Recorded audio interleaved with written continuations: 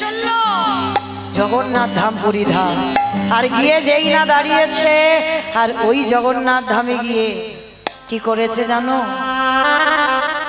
লোকের দ্বারে দ্বারে ভিক্ষা করে রঘুনাথ। জমিদারের ছেলে, আপনারা আমরা কত টাকা রেখেছি ব্যাংকে, জমিদারের ছেলে হয়ে তার অবস্থা দেখো।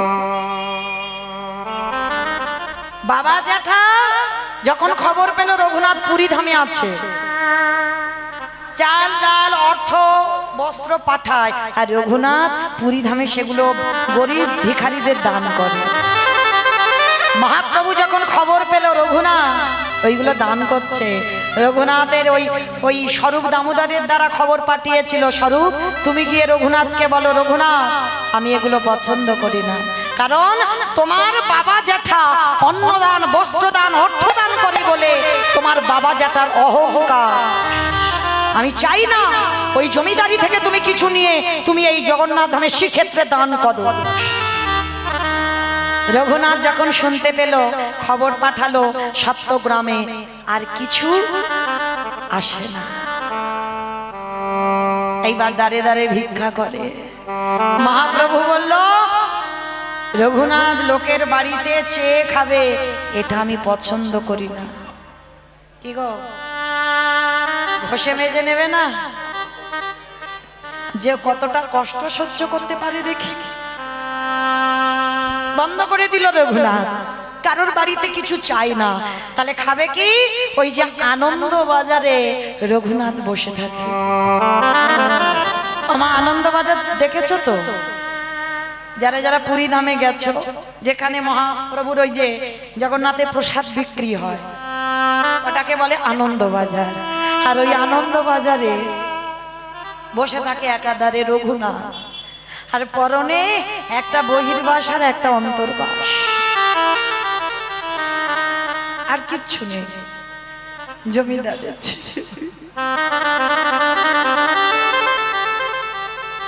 বসে আছে। আর যেগুলো বিক্রি হয় না, কেউ যদি রঘুনাথকে বলে এই নে খা একটু, রঘুনাথ খায়। মহাপ্রভু বললেন, ওগুলো আমি পছন্দ করি না। ওকে যে কেউ ভিক্ষা দেবে আরো খাবে, এটাও আমি পছন্দ করি না। কি গো মা, তাহলে সব পদ বন্ধ, তাহলে খাবে কি? ভক্তের পরীক্ষাটা দেখো।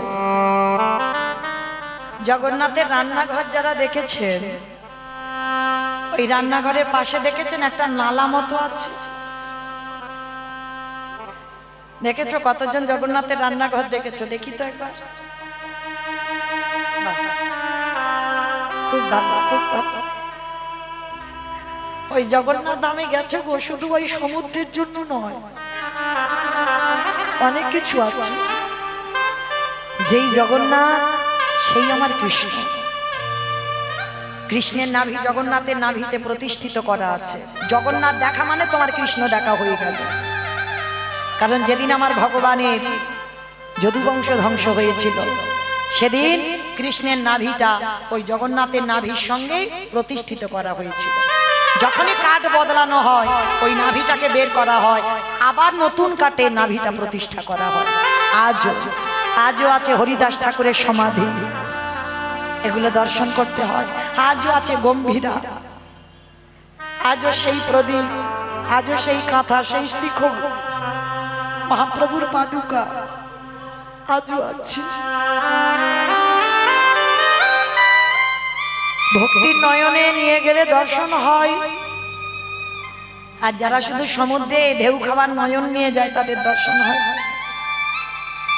তো আমার এই জগন্নাথ ধামের এই যে রান্নাঘরে এই যে নালা আছে না, আর ওই নালাতে প্রসাদ ভেসে যাচ্ছে, মানে যেগুলো পচে গেছে, পোকা হয়ে গেছে, অনেক দিনের প্রসাদ। আর রঘুনাথ তো কারোর কাছে হাত পেতে কিছু খেতে পারবে না, কেউ দিলে কিছু খেতে পারবে না, তাহলে তো মরে যাবে না খেয়ে খেয়ে। এক সপ্তাহ 15 দিন হয়ে যাচ্ছে কিছু খাচ্ছে না। রঘুনাথ ভাবছে, জগন্নাথ আমি আমার ভগবানকে ডাকবো কি করে গো? কিছু তো খেতে হবে। ওই নালা দিয়ে জগন্নাথের পচা পচা ভেসে যাচ্ছে প্রসাদ, আর যখন পচা গলা প্রসাদ ভেসে যাচ্ছে, রঘুনাথ খিদের জ্বালায় আঁচলা করে তুলে দিচ্ছে। যেই না আঁচলা করে তুলে নিয়েছে, প্রসাদটা তো বুকে ধরেছে, চোখের জলে প্রসাদটা ধুয়ে যাচ্ছে। হে হে দয়াময়, তুমি আমার অপরাধ ক্ষমা করো। আমারে যে বড় ক্ষুধা পেয়েছে, তাই তো খিদের জ্বালা সইতে না পেরে আমি এই পচা গলা প্রসাদে একটু বদনে দিলাম।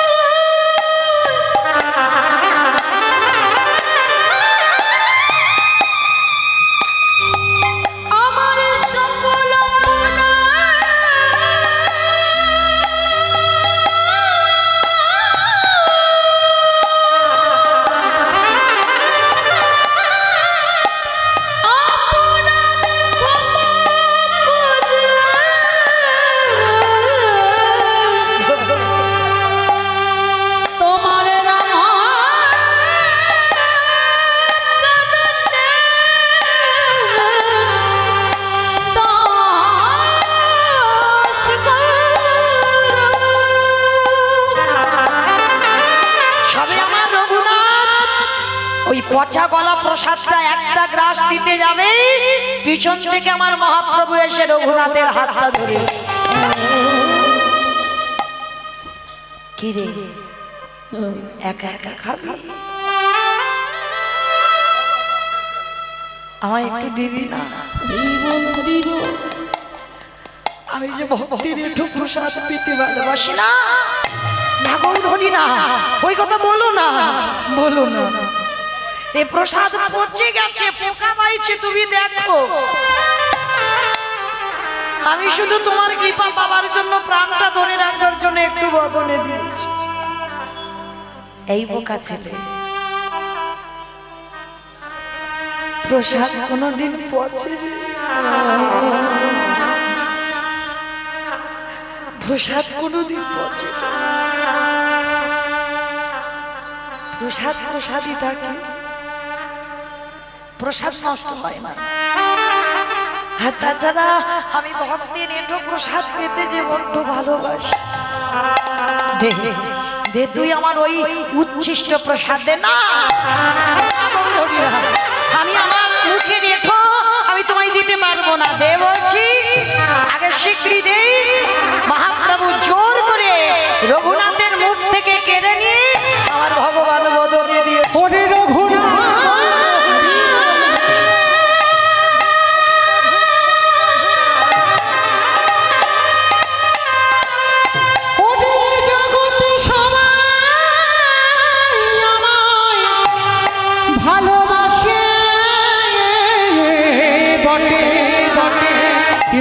তোর মতো করে নয়নে জলে কেউ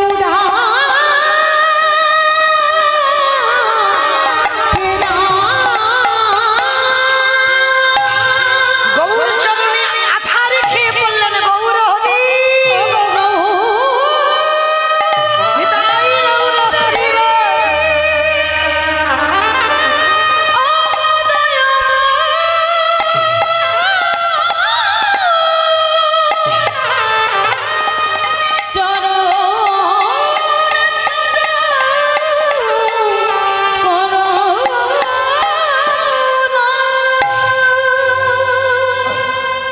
কৃপা হয়ে গেল, গৌরী কৃপা পেয়ে গেল। কিরে নিতাই কৃপা হলো, গৌর কৃপা হলো, এবার তো ব্রজে বাস হবে। বল কি চাস? যা যেখান থেকে তোর উৎপত্তি, যেখান থেকে আসা, সেইখানে যা। চলে গেল রাধা কুণ্ডের তীর। আর এই রাধা কুণ্ডের তীরে যেখানে মানত করে পেয়েছিল রঘুনাথকে, এই দামোদর গত নিয়ম সেবার মাস সারাদিন গিরি গোবর্ধন পরিক্রমা করে আসে।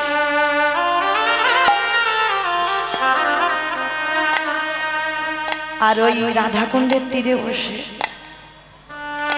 হারাই হারাই বলে কাঁদে। বলো না, আমি কোথা গেলে তোমায় পাবো? একবার আমায় দর্শন দাও। আমি এত কাঁদি, এত ডাকি, আমার ডাক কি তোমার চরণে যায় না? ও মাইরা, এই ব্রজে গিয়ে কেউ যদি একবার রাধে বলে কাঁদো, আমার রাধারানী ছটফট করে, পাগল হয়ে যায় সেই ভক্তকে কৃপা করবার জন্য। এই বৃন্দাবনে বাবা, এই হনুমানের খুব উৎপাত না, বানরদের উৎপাত না? বৃন্দাবনে যারা গেছে দেখেছে। তা একটা হনুমান কি করেছে বাবা, ফসল নষ্ট করে, ফুল নষ্ট করে, খুব উৎপাত করে। তাই হনুমানটাকে সেই বড় লোকটা বেঁধে রেখেছে ঘরে, ছাড়ছে না, শিকল দিয়ে বেঁধে রেখেছে। তা বানরটা কি করেছে বাবা, ওই ঘরে বসে বসে শুধু রাধে রাধে বলে কাঁদছে। রাধারানী বর্ষানায় আছে, বৃন্দাবন থেকে অনেকটা দূর যেতে হবে। বর্ষানায় বসে ললিতাকে ডাকছে, ললিতা দেখ তো, দেখ না কে আমায় রাধে রাধে বলে কাঁদছে। বলে হয়তো কোনো ভক্ত টক্ত হবে, বলে একবার জানা দেখে আয় না বৃন্দাবনে গিয়ে। তা ললিতা সাধারণ নারী হয়ে এসেছে, খুঁজে দেখছে কোথা থেকে আওয়াজটা আসছে। সাধারণ নারী হয়ে ললিতা এসেছে, আর এসে দেখছে এক বড় লোকের বাড়িতে একটা বানরকে বেঁধে রেখেছে। আর সেই বাঁদরটা ছাড়া পাচ্ছে না, বসে বসে কাঁদছে রাধে রাধে বলে। ললিতা গেছে রাধারানীর কাছে, রাধে, এই রাধে, আরে ওটা তোর কোনো ভক্ত নয়, ওটা কোনো ভক্ত নয়, একটা হনুমান, তাকে বন্দি করে রেখেছে, সেই কাঁদছে। ললিতা, হনুমান হোক, বানর হোক, যাই হোক না কেন, ও রাধে বলে কেঁদেছে। আর এই পৃথিবীতে যে একবার রাধে বলে কাঁদে, আমি তাকে কৃপা করি, জাতীয় খুলে দিয়া। ও রাধে বলে কেঁদেছে, ও সব অপরাধ আমি ক্ষমা করে দিচ্ছি, খুলে দিয়া। আর সেই রাধাকুণ্ডের তীরে রঘুনাথ দাস সব কিছু ত্যাগ করে, জমিদারি ত্যাগ করে, বাবা মা জ্যাঠা ঐশ্বর্য, যার বাবার প্রত্যেক দিনের আর 12 লক্ষ স্বর্ণ মুদ্রা আয়, নবাবকে কর দিত 8 লক্ষ স্বর্ণ মুদ্রা। তাহলে কত বড় জমিদার, ত্যাগ করে চলে গেল বৃন্দাবন। দেখেন বাবা, সেই যে লালা বাবু, যে লালা বাবুর অন্নপ্রাশনে নিমন্ত্রণ পত্র ছাপানো হলো সোনার পত্র, আর যারা প্রসাদ পেতে গিয়েছিল সোনার পত্রের উপর পত্র দিয়ে সেবা দিয়েছিল। দেখেন তারাই পেয়ে গেল গোবিন্দ চরণ, সবকিছু ত্যাগ করে দিয়ে বৃন্দাবনে ছুটে চলল। নরোত্তম জমিদারের ছেলে হয়ে সব ত্যাগ করে ভগবানের চলে। তাহলে এই জায়গাটাই একটু ভাবতে হবে মা, কৃষ্ণ ভক্ত যদি তুমি হয়েছ, তোমার শ্বেত পাথরের ঘর হবে না। কৃষ্ণ ভক্ত যদি হয়েছ, তোমার তালা তৈরি হবে না। কৃষ্ণ ভক্ত হলে ভগবান চাইবে কখন তোমার পথের ভিখারি করব, আর কোন দিক দিয়ে যে করবে সেটা তুমি জানবে না। যেটা হয়েছিল বাবা সুদামা, কৃষ্ণ যার বন্ধু, তার কত অভাব ছিল। মহাভারতে বিদুর পারতো না, জমিদারি থাকতে থাকলো না, এসে পাতার কর্ণ কুঠির করেছিল। কারণ এরাই হলো কৃষ্ণ ভক্ত। আর কৃষ্ণ ভক্ত যদি তুমি হও, ভগবান চাইবে তোমার মাথার ছাদ কবে তোমার কাছ থেকে কেড়ে নেবে। ওই যে বললাম কোন দিক দিয়ে নেবে তুমি কল্পনা করতে পারবে না। আর কৃষ্ণ ভক্ত হয়েছে মানে যে করে আমার আশ তারে করি সর্বনাশ। সর্বনাশ, সর্বনাশ কেন হবে? ভগবান জীবনে ভক্তের সর্বনাশ করে, যে করে আমার আশ তারে করি সর্বনাশ। সর্বনাশ মানে প্রথমে তোমার আত্মীয় পরিজন বন্ধু বান্ধব সবাইকে কেড়ে নেবে। কৃষ্ণ ভক্ত হলে তোমার আপনজন সরে যাবে, আর সব থেকে যাকে বেশি ভালোবাসো ভগবান প্রথমেই তাকে কেড়ে নেবে। আর কেড়ে নেওয়ার পরে তবেই তো তুমি কৃষ্ণচরণ ধরবে। আর যখনই কৃষ্ণচরণ ধরবে ভগবান বললেন সারা জীবন তোকে আমি আমার করে রেখে দেব। নিতাই গৌর প্রেমানন্দে আজকে রঘুনাথ রাধা কুণ্ডের তীরে হৃদয় হাত চাপড় দিয়ে হারাই হারাই বলে কাঁদছে। আর যখন রাধে বলে কেঁদে বেড়াচ্ছে, আর এই প্রখর রৌদ্র রাধে গো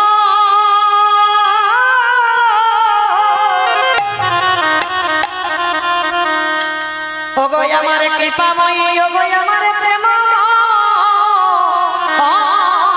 রাধে, ওগো রাধে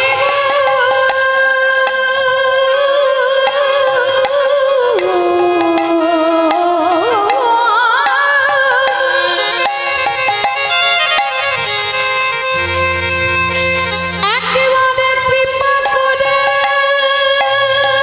করুণা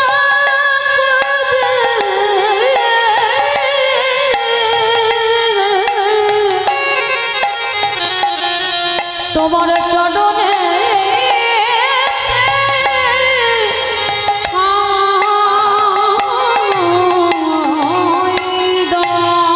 প্রখর রোদে মাটিতে শুয়ে আছে, আর রাধারানী এসে নিজের উড়ানিটা নিয়ে রঘুনাথের ছায়া করে দাঁড়িয়েছে। রঘুনাথ পিছনে তাকিয়ে দেখছে এক সুন্দর রমণী। কে মা তুমি? সে কি রে, আমার এত ডাকিস আমায় চিনতে পারলি না? যেই না রাধারানীকে সামনে দেখেছি, তুমি তুমি সেই আমার করুণাময়ী, সেই আমার কৃপাময়ী রাধে। কিন্তু আমি তোমায় একাকে দেখতে চাই না, আমি তো সর্বদা যুগল ভজন করেছি। তাহলে যুগল কই? হরি বল। আর আমার রাধারানী যেখানে যাবে আমার গোবিন্দ থাকতে পারে কি গো? ও বেটার প্রেম ভালোবাসা তো আজকে থেকে নয়, ও ভালোবাসা সেই সুতিকা মন্দির থেকে। আমার সুতিকা মন্দির মানে বোঝো? গোয়ালঘর, গোয়ালঘর। সুতিকা মন্দির মানে গোয়ালঘর, আতুর ঘর। আতুর ঘর থেকে ভালোবাসা। সেই যে বাবা এর একটা বড় কাহিনী আছে। যেমন রাধারানী গোবিন্দের আল্লাদিনী শক্তি, কিন্তু ধরার মাটিতে এসেছিল বিশ্বভানু রাজার কন্যা হয়ে। পদ্মফুল এই পূজাইতে অবশ্যই করে আমার রাধারানীকে পদ্মফুল নিবেদন করতে হয়। কেন না পদ্মপুরাণ বলছে রাধারানী আবির্ভূত হয়েছিল পদ্মফুল থেকে। পূজাতে পদ্মফুল অবশ্যই লাগে। তো যখনই এই জন্ম নিয়েছিল বাবা, তখন আমার রাধা অন্ধ হয়ে জন্মেছিল। কেন জন্মেছিল অন্ধ হয়ে? এর একটা কাহিনী আছে। সেই যে অভিমন্যু ঋষি তপস্যা করেছিল ভগবানের বউকে আমার বউ করে পেতে চায়। তা ভগবান বলেছিল আসতে, তুমি মুনি মানুষ, তোমার কি মাথার গন্ডগোল হয়েছে? হ্যাঁ, তুমি আমার বউকে তোমার বউ করে পেতে চাও? বলে হ্যাঁ, আমি ওটাই চাই। বলে অসম্ভব, আমার বউ তোমার বউকে দিতে পারি না, আর কোনোদিন আমার বউ তোমার বউ হবে না। বলে ঠিক আছে, দিতে হবে না, তাহলে তুমি চলে যাও। কিন্তু এমন কঠিন তপস্যা করেছিল অভিমন্যু, তখন বাবা স্বর্গমর্ত পাতাল থরথর করে কাঁপছে। ভগবান গিয়ে বাধ্য হয়েছিল, অভিমন্যু আমার স্ত্রীকে তোমার স্ত্রী হবে, তবে তুমি নপুংসক হয়ে জন্মাবে। সেই অভিমন্যু হলো আয়ান ঘোষ। আয়ান ঘোষ হলো নপুংসক। রাধা জন্ম নিল, কিন্তু মা বলেছিল আমি জন্ম নিয়ে অন্ধ হয়ে জন্মাবো। আমি যতক্ষণ না বধূ তোমার দর্শন পাচ্ছি আমি ততক্ষণ চোখ মেলে দেখব না। অন্ধ হলো যখন বিষভানুর ঘরে জন্ম নিল, চোখে দেখতে পায় না। আর কীর্তিদা মানে রাধার মা হচ্ছে কীর্তিদা, কীর্তিদা আর গোপালের মা যশোদা এরা হচ্ছে বান্ধবী, মানে সই। অমাইরা দেখবেন মেয়েদের পেটে একতলা ভাত হজম হয়, একটা কথা হজম হবে না। ও 20 বছর পর হলে ও পেটের ভিতরে ফুটফাট করে ফুটবে, কখন বেরোবে। আর যদি কোনোদিন সেই স্কুল বা কলেজ লাইফের বান্ধবীর সঙ্গে দেখা হয়, ও সব বলে ফেলবে গড় গড় করে। ওই জন্য প্রত্যেক দাদা ভাইদের বলে রাখি, সব কিছু বলো, নিজের গোপনের খবর যেন নিজের বউকে বলো না। ওই একদিন না একদিন বাবা ও বলবেই বলবে, কারণ এটা অভিশাপ। যুধিষ্ঠির মহারাজ আমার মা কইছে, কর্ণের কথা বলে দিয়েছিল না, বাবা বলতে বলতে ফুরাবে না। যাই হোক, কুন্তিকে অভিশাপ দেওয়া। এইবার সেই যে আমার যখন যশোদা কীর্তিদার মেয়েকে দেখতে এলো, গোপাল এসেছিল। আর গোপাল যখন কোলে আছে, যশোদা ছাড়ে। এইবার গোপাল বলছে, মা তুমি ছাড়বে না তো? এমন কায়দা করব তুমি নিজেই ছেড়ে দেবে। এইবার গোপাল দুষ্টু ছোট ছোট হাতে ওই গজমতির মালাটা ধরেছে। আর মতির মালাটা ধরে যশোদা তো শোয়ের সঙ্গে গল্প করে যাচ্ছে কীর্তিদার সঙ্গে। আর গোপাল কি করেছে, একবার করে নামছে, যশোদা আবার তুলে নেয়। এইবার বলে, মা নামাবে না তো? এবার এমন কাজ করব তুমি নিজেই নামাবে। মতির মালাটা ধরে এমন ছিঁড়ে দিল, ঝরঝর করে মতি পড়ে গেল। মা যশোদা রেগে গিয়ে গোপালকে বলছে,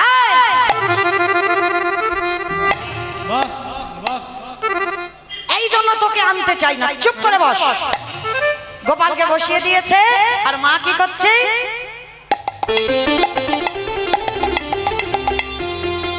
মতি ঘুরাচ্ছে। ছোট্ট গোপাল কেঁদে কেঁদে বলে, মা গো তুমি আসল মতি ছেড়ে দিয়ে নকল মতি ঘোরাচ্ছ। এইবার দেখো আমি কি করি।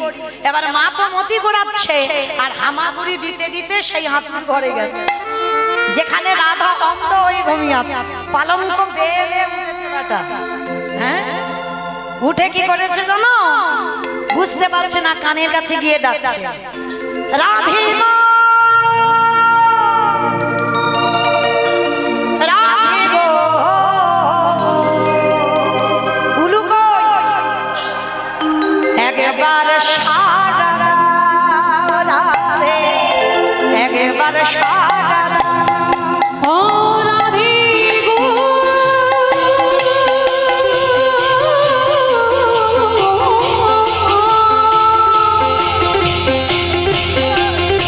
রাধে গো,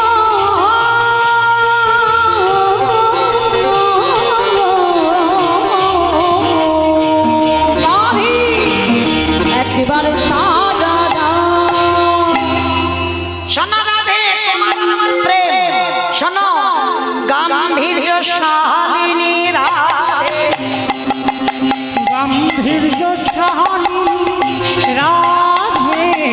কৃষ্ণ প্রেম প্রদায়িনী রাধে, ও কৃষ্ণ প্রেম প্রদায়িনী রাধে, প্রেম সাগরের মরালিনী রাধে, ও প্রেম সাগরের মরালিনী রাধে, প্রেম সমুদ্রের সমুদ্রিনী রাধে, ওই প্রেম সমুদ্রের মরালিনী রাধে গো,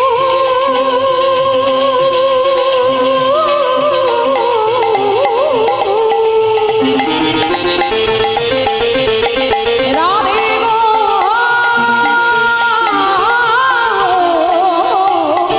রাধে একেবারে সাজা দাও রাধে, একেবারে সাজা দাও রাধে। যে রাধে। তবে আমার দাদা ভাইয়ের একটা উড়িয়া ভজনের আবার ইচ্ছা, আবার শুনবে। যাই হোক, সে গানটা শোনাতে হবে। মাধব হে মাধব, মাধব, মাধব হে মাধব, মাধব হে মাধব, মাধব, মাধব হে মাধব, মাধব হে মাধব,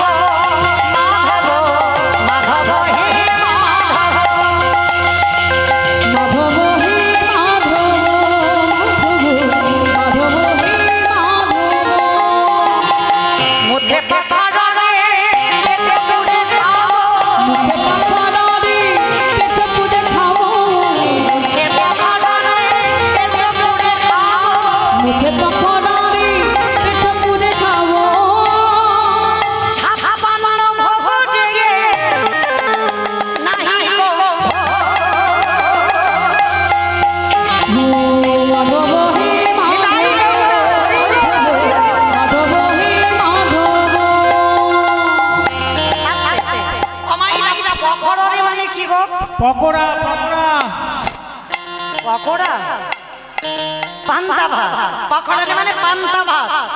আর জগন্নাথে কত রকমের ভোগ রান্না হয়? 56। তো এক ভক্ত গিয়েছে, জগন্নাথ তোমার 56 রকমের রান্না আমার চাই না, আমি যতদিন বাঁচবো আমি যেন পেট পুড়ে পান্তা ভাতটা খেতে পাই। আর একটা চাওয়া ছিল, কি চাওয়া? ঝাঁটি মাটি ঘরে রেখো মোর সুখে, ঝাঁটি মাটি ঘরে রেখো মোর সুখে, ঝাঁটি মাটি ঘরে রেখো মোর সুখে। ঝাঁটি মাটি ঘরে রেখো মোর সুখে। মানে আমার একটা মাটির ঝোপ হলে হবে। আর কি চাও? রাজ্য মহল রে নাহি গো ভোগ। মাধব হে মাধব, এটাই হলো হরি বল, হরি বল। হে মাধব,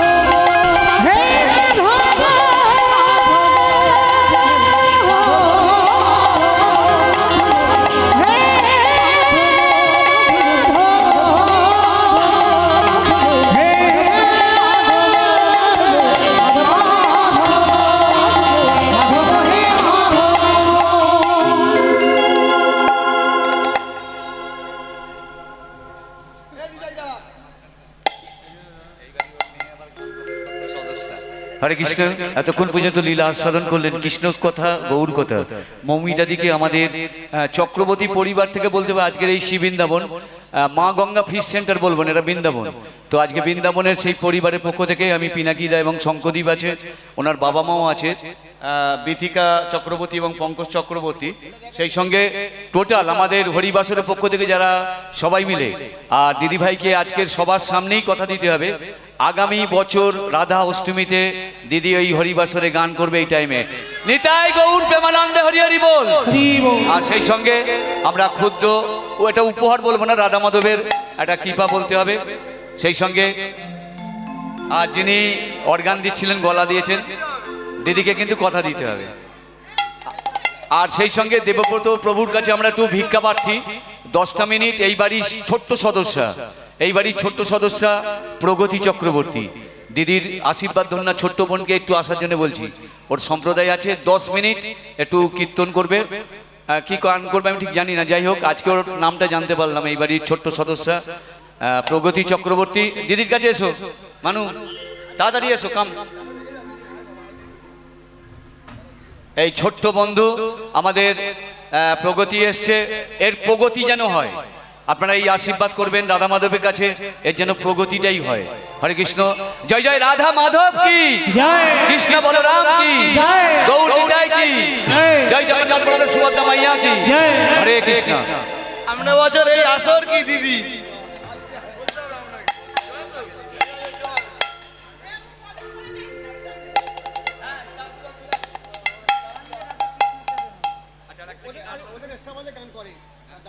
একটা গাই, ও গাইবে বললো, গাইবে বললো।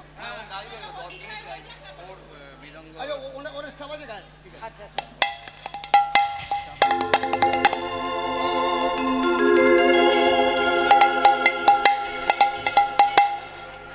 যে রাধে, এইবার সেই রঘুনাথ সাক্ষাৎ আমার রাধা মাধবের যুগল দর্শন করলেন। আর সমস্ত ভক্তরা সবাই ঘেরি বেরি হয়ে আমার সাক্ষাতে শুধু রঘুনাথ দাস একা নয়, সেই রাধা কুণ্ডের তীরে আমার রাধা গোবিন্দের যুগল মাধুর্য দর্শন করলেন। শ্যামের বামে, শ্যামের বামে, শ্যামের বামে দাঁড়াই নবীন কিশোরী গো।